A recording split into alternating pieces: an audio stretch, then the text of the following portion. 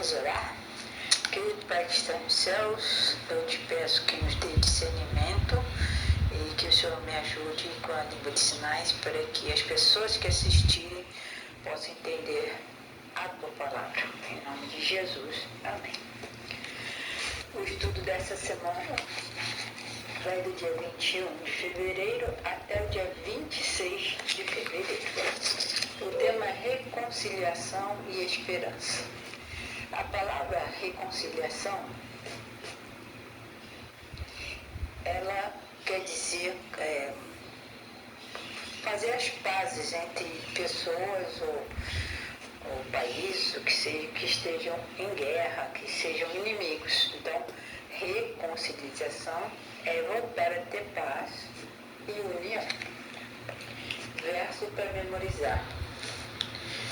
Jesus não conheceu o pecado. Deus o fez pecado por nós, para que nele, em Jesus, fôssemos feitos justiça de Deus. Ou seja, em 2 Coríntios 5:21, traz esse verso dizendo que Deus transformou Jesus em pecado.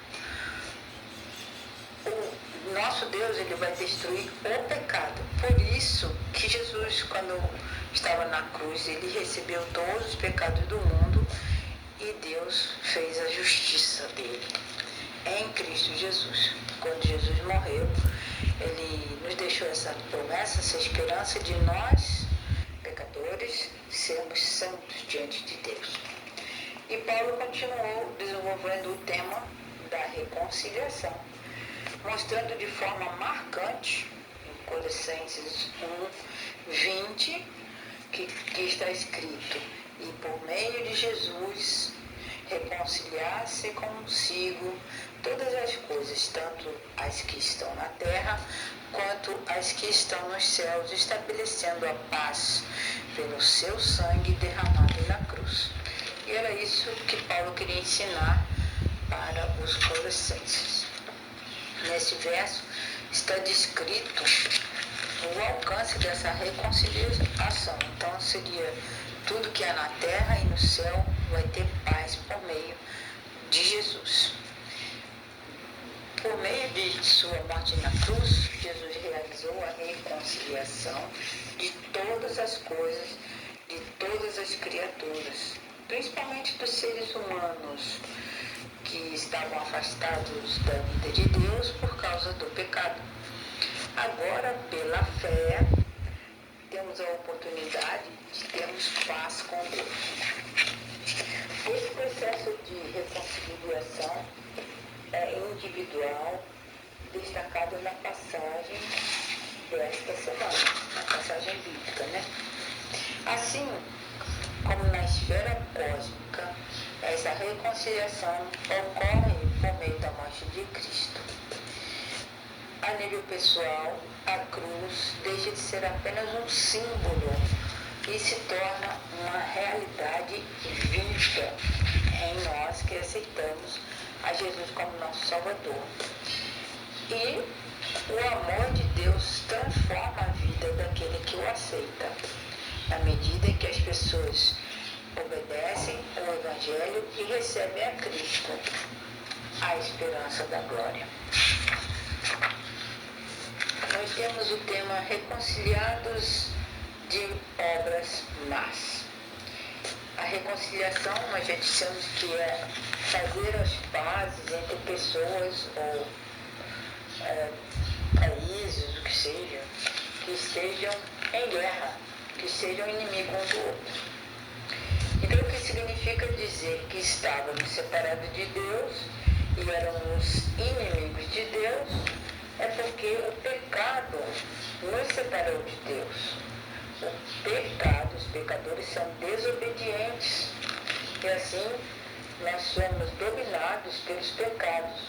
Quando Jesus morreu para nos reconciliar com Deus e nos tornar puros e santos, quer dizer, perdoados, sem pecados. Então, o que significa dizer que estávamos separados de Deus é isso, é porque nós estávamos realmente na posição de inimigos de Deus por praticar pecados. Paulo sempre mostrou a humanidade de forma negativa, especialmente quando separada da justiça de Cristo. E quem, quase 2000 anos depois, ousaria discordar disso, ou seja, a humanidade ela tem se tornado cada vez pior. Paulo já falava isso naqueles dias. No entanto, desde a entrada do pecado, Deus tomou uma iniciativa, partiu dele, nos reconciliar com Ele, apesar de nossa condição de pecadores. Desde o princípio, Deus atua para resolver o problema do pecado, mesmo que a solução tenha custado a vida e morte na cruz do próprio Filho, Jesus. No Éden, Deus chamou ao Adão de obra-prima da criação. E quando Adão pecou, Jesus, Deus, foi então ao encontro de Adão, porque sabia que tinha pecado, e quis ele mesmo fazer a reconciliação. Em Gênesis 3:9, nós vimos a pergunta que Deus fez para o Adão: onde você está? E hoje Deus continua buscando a todos nós, que somos considerados ovelhas perdidas. Deus nos procura individualmente e tem um plano perfeito para nos alcançar, cumprindo a primeira promessa sobre o Evangelho em Gênesis 3:15, pois ele colocou inimizade entre nós e Satanás. Gênesis 3:15 diz: porém, inimizade entre Satanás e a mulher. Mulher é símbolo da igreja. Essa inimizade entre a descendência de Eva e o descendente, que é Jesus, na Bíblia diz: Jesus ferirá a cabeça de Satanás e Satanás ferirá o calcanhar de Jesus. Isso significa que Jesus foi ferido na cruz, nos pés, nos calcanhares, né? Às vezes o Evangelho é apresentado de forma tão complicada que perde o significado prático para a vida no século XXI. Mas o Evangelho, na verdade, é simples e direto. O Evangelho tem 3 partes principais. Uma vez que somos incapazes de nos salvar, foi Jesus que veio morrer em nosso lugar por nossos pecados e nos salvou. 2. Ao aceitar a morte de Cristo como nossa própria morte, por meio da fé e do arrependimento e do batismo, nós somos justificados, ou seja, nós somos perdoados de todos os nossos pecados e libertos da condenação que tem no pecado, né? Ou seja, se nós continuarmos pecando, nós vamos ser exterminados com o pecado. Mas, quando nós aceitamos Jesus como nosso Salvador, pessoal, nós temos que, pela fé, arrependimento e batismo, aceitar todo esse plano da salvação. 3. A vida que temos agora é o resultado da nossa união com Cristo. Agora, o que eu digo quer dizer, quando nós aceitamos a Jesus como nosso Salvador e o obedecemos, nós experimentamos então o seu poder recriador, permitindo que Cristo viva a sua vida, a vida dele em nós. Então nós passamos a ser como Cristo foi, obedecer como Cristo, e vamos então fazer a obra do bom cristão. Esses não são necessariamente eventos separados, ou seja, ter fé, nos arrepender e nos batizar e receber justificação através de Cristo e sermos libertos. Eles podem ocorrer de forma simultânea, esses eventos, assim que aceitarmos Jesus. E podem ser renovados a cada dia, o que é importante, todo dia, quando nos entregamos a Ele, por exemplo, pela manhã, dedicando a Deus o nosso dia, orando e tendo comunhão com Deus logo de manhã bem cedinho. Independente de como tenhamos experimentado a obra salvífica de Cristo, nós devemos nos lembrar sempre que Jesus, por sua morte, nos libertou de todo o pecado. Ou seja, estamos reconciliados, perdoados e as nossas obras más ficam de lado, elas são apagadas. Permanecer na fé. Pergunta número 2. O que você entende sobre permanecer alicerçados e firmes na fé? Vamos ler Colossenses 1, 23. Se é que permaneceis na fé, fundados e firmes, não vos deixando apartar da esperança do Evangelho que ouvistes e que foi pregado a toda criatura que há debaixo do céu, e do qual eu, Paulo, fui constituído ministro, sou responsável. Ou seja, Paulo quis dizer aqui nesse verso que como ele é um líder autorizado por Deus, ele usa a vida dele para servir a toda a congregação, como Cristo serviu a igreja. Então, nós entendemos sobre permanecer firmes, é a decisão de continuar ligados na verdade e, através do poder de Cristo, vencer as tentações e sermos obedientes constantemente. Em Colossenses 1, 23, mostra uma indicação verdadeira. Nesse caso, Paulo encorajou os colossenses com a certeza de que eles realmente permaneceriam firmes na fé. Paulo já tinha observado as evidências dessa fé e firmeza dos colossenses, mas a esperança deles ainda dependia muito da continuidade no caminho da fé que eles haviam começado a trilhar. Então eles não poderiam se desviar, mas dependiam ainda de ter os ensinamentos como Paulo tinha por obrigação, como ele dizia, né, servir a essa congregação. Então, nós temos aqui que Paulo mostra o ensino da perseverança.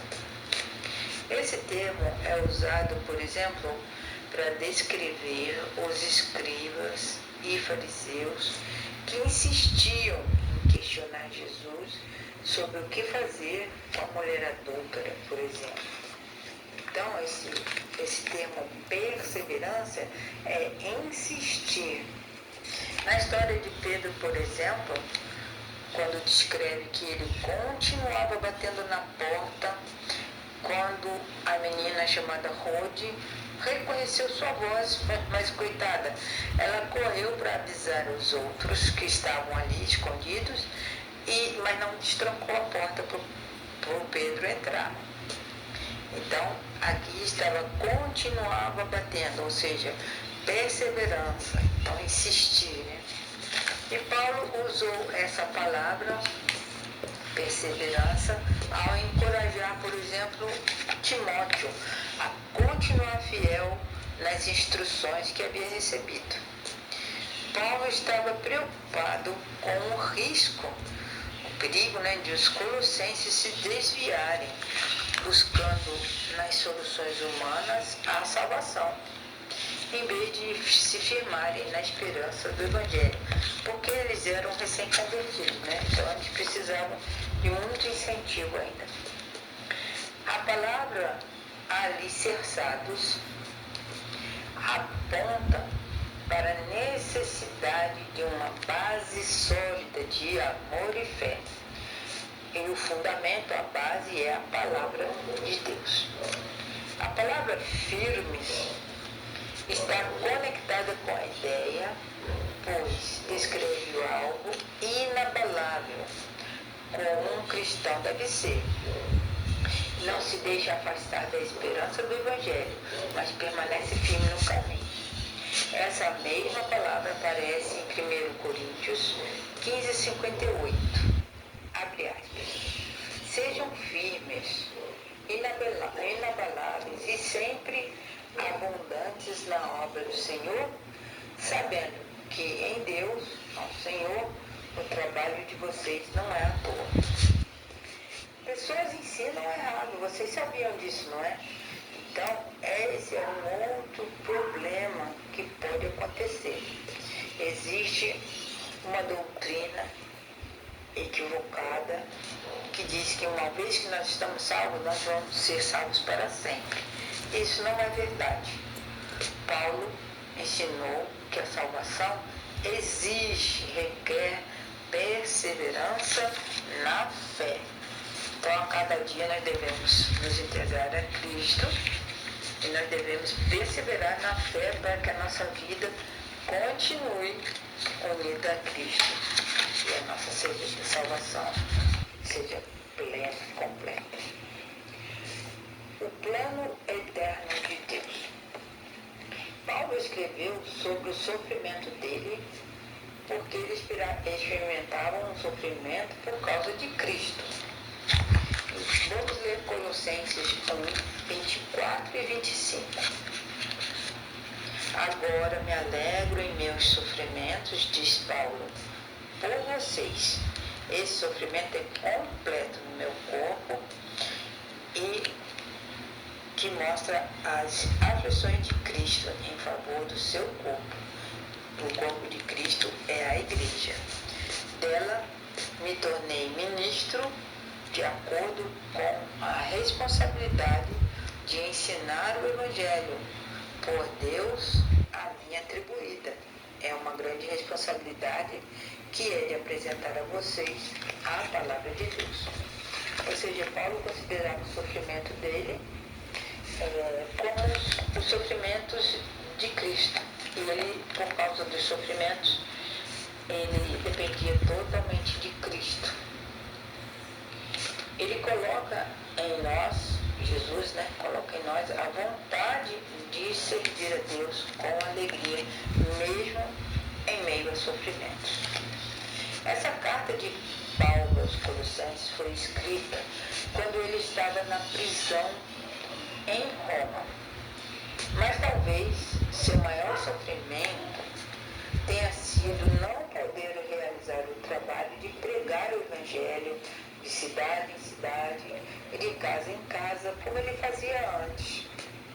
Esses sofrimentos sobre os quais Cristo havia alertado, abre aspas, não podem ser comparados com a glória a ser revelada em nós. Romanos 8, 18. Esse é o panorama maior. Assim como Paulo escreveu aos cristãos de Filipos, Paulo agora disse aos Colossenses que se alegrava nos sofrimentos que eles estavam passando, que eram para quê? Para beneficiar esse povo recém-convertido. Paulo podia estar preso, mas a palavra de Deus não estava presa. Durante esse período de confinamento, Paulo escreveu cartas de Filipenses, Efésios e Filemão.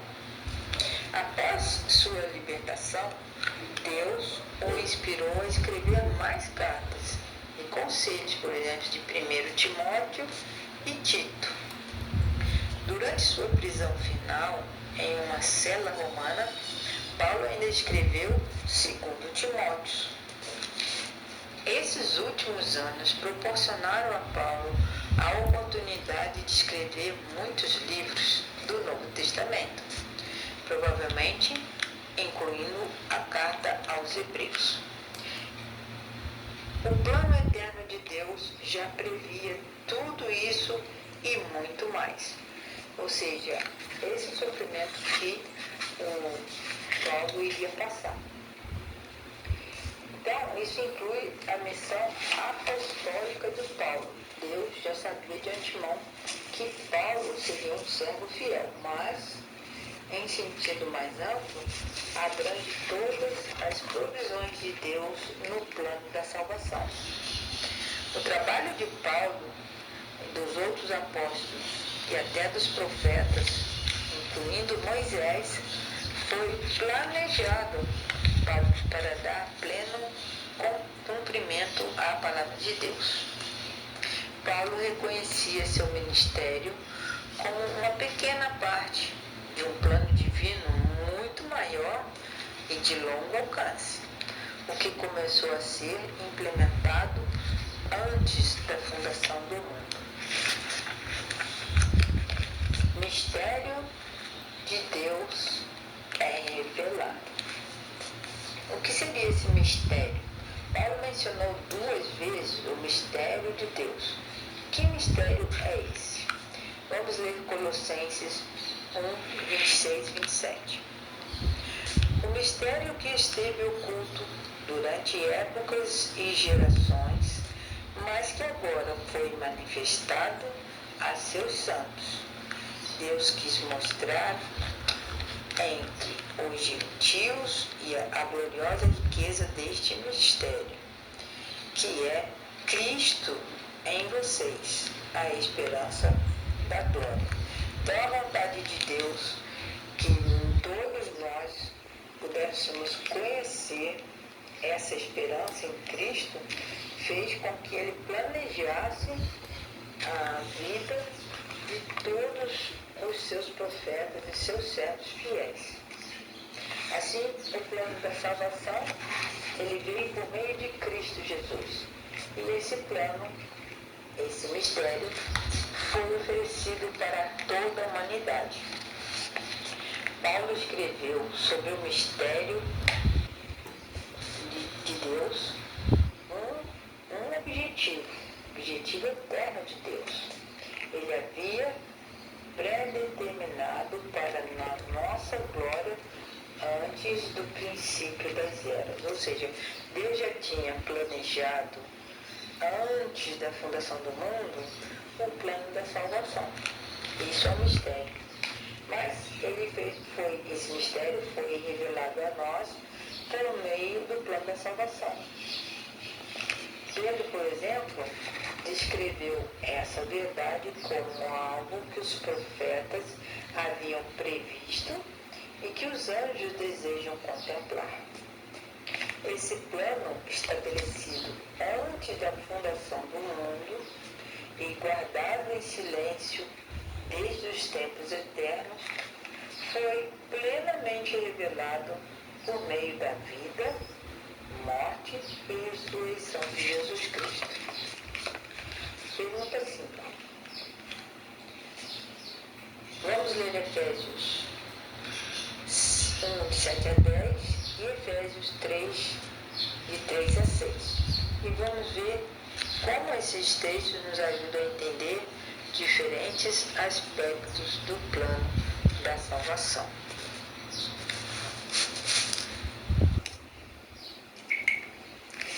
Em quem temos a redenção pelo seu sangue, o perdão dos nossos pecados segundo as riquezas de sua graça, o que ele fez abundar para conosco em toda sabedoria e prudência, fazendo-nos conhecer o mistério de sua vontade, segundo o seu beneplácito, que nele propôs, para a dispensação da plenitude dos tempos, de fazer convergir em Cristo todas as coisas, tanto as que estão nos céus como as que estão na terra.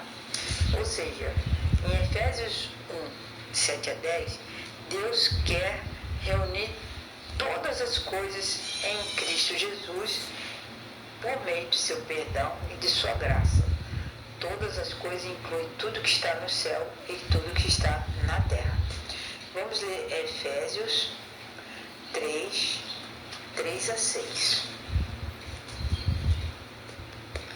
Como pela revelação me foi manifestado o mistério, conforme acima, em poucas palavras, vos escrevi, pelo que, quando ledes, podeis perceber minha compreensão sobre o mistério de Cristo, o qual em outras gerações não foi manifestado aos filhos dos homens. Ou seja, até que nós entendemos que esse mistério de Deus nunca, antes de Jesus Cristo vir a essa terra, nunca tinha sido revelado aos homens. Como se revelou agora aos seus santos, apóstolos e profetas pelo Espírito, a saber que os gentios são co-herdeiros e membros do mesmo corpo e participantes de sua promessa em Cristo por meio do Evangelho. Ou seja, Deus manda esse recado para nós. Ele revela, nessas palavras de Paulo, que o Evangelho é para a humanidade, todos unidos em Cristo, como se fosse um só povo. Então não tem raça A, raça B, país tal, outro. Não. O que há é um só povo em Cristo Jesus, revelado através do Evangelho. Todas as coisas, quer dizer, nos céus e na terra, serão reunidas em perfeita unidade em Cristo. Esse foi o foco da oração de Jesus em João 1,17. João 17, desculpe. Embora o modo como isso aconteceria fosse um mistério naquela ocasião, agora, após a vida, a obediência, a morte e ressurreição de Cristo, mostrou ou revelou por meio do Evangelho. Antes disso, esse mistério ninguém sabia. Durante toda a eternidade, nós estudaremos para compreender melhor o que Deus sente por nós. Ele nos amou tanto a ponto de entregar a Jesus, o tesouro inestimável do céu, para a nossa salvação. No entanto, sabemos que Cristo morreu por todos, para que os que vivem não vivam mais para si mesmos, mas para Deus, que por eles morreu e ressuscitou. Assim, todos os que acreditam em Cristo, sejam judeus ou gentios, compartilham igualmente das promessas de Deus por meio do Evangelho e são reunidos em um único corpo. Esse corpo é a Igreja de Cristo. Cristo em vocês se refere à presença de Cristo dentro do nosso coração pela fé. Essa união espiritual com Cristo nos permite, mesmo agora, nos assentarmos nas regiões celestiais e experimentarmos desde já os poderes do mundo vindouro. Por meio da presença de Cristo em nossa vida, Ele já está começando a nos unir ao céu. E é o Evangelho atuando em nosso coração que nos capacita a participar da herança dos santos da luz. Ou seja, nós devemos ter comunhão com Cristo desde já e sentir como que é a vida no céu, mesmo ainda estando aqui na terra. O poder do Evangelho. A palavra Evangelho significa boa notícia, uma boa mensagem ou boas novas. Quem nos trouxe essas boas novas foi Jesus, nos ensinando que em Deus nós podemos ser salvos. Pergunta 6. Qual é o foco de Paulo e por que ele utilizou as expressões todos, cada um e cada pessoa? Então, Paulo, ele utilizou esses termos, todos, cada um e cada pessoa, porque todas as pessoas são importantes para Deus e a salvação é para todos. E nós somos completos e santificados em Cristo Jesus, porque agora Cristo habita em nós, porque aceitamos o seu Evangelho. O foco da pregação de Paulo era a vida de Jesus Cristo até a cruz, um plano que ele fez para nos salvar. De acordo com Efésios 5:27, o objetivo do sacrifício de Cristo é apresentar a igreja a si mesmo como igreja gloriosa, sem mancha, nem ruga, nem coisa semelhante, porém santa e sem defeito. A igreja é cada um de nós, cada um dos filhos de Deus. Por isso o objetivo da pregação do Evangelho por Paulo era apresentar cada pessoa diante de Deus perfeita por causa de Cristo Jesus. Paulo buscava alcançar isso por meio do ensino e da advertência, ensinando diversos aspectos do ensinamento de Cristo, que deve ser a nossa prática cristã, e também advertindo sobre consequências de rejeitarmos o Evangelho e os perigos também de falsos mestres ensinando falsas doutrinas. Este é o caminho para crescermos e nos tornarmos cristãos de verdade. Aceitar os ensinos e levar a sério as advertências que estão nas Escrituras. Os pais, por exemplo, de um bebezinho, celebram cada conquista do neném. As primeiras palavras que ele fala, os primeiros passinhos que ele dá, quando está um pouquinho maior, a leitura das primeiras frases. Qual pai e mãe não ficaria preocupado se seu filho, após vários anos, ainda nem conseguisse andar ou falar? Crescer e se desenvolver é algo natural e esperado, não só na vida natural, na nossa vida, mas na vida espiritual também. Por meio do processo de crescimento espiritual, compreendemos a profundidade da lei de Deus e reconhecemos os seus mandamentos. E também entendemos que essa lei nos ajuda a ter os pensamentos puros e temos o propósito no coração de sermos firmes e fiéis a Deus. Ainda assim, precisamos ter muito cuidado com os falsos ensinamentos, com as falsas pessoas, falsos pastores que ensinam o que não está na Bíblia. Paulo usou a palavra advertindo. Há caminhos que parecem ao ser humano um bom caminho, mas o fim dele é um caminho de morte. Nós precisamos de ter discernimento espiritual, ou seja, entender as coisas celestiais. E esse entendimento vem da comunhão com Deus. Nós lemos a palavra de Deus e somos guiados pelo Espírito Santo. Falsos ensinos contêm elementos de verdade, mas acrescentam, misturam, retiram algo essencial do que está escrito na Bíblia.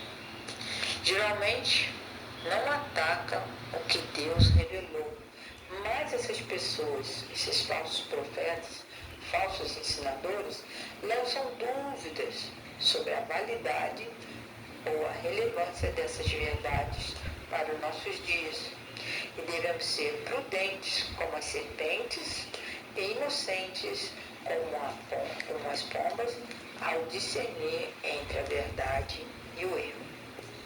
Deus nos abençoe para que nós possamos entender o plano da salvação em Cristo Jesus, revelado em sua palavra e revelado na vida, obediência, morte e ressurreição de Jesus Cristo.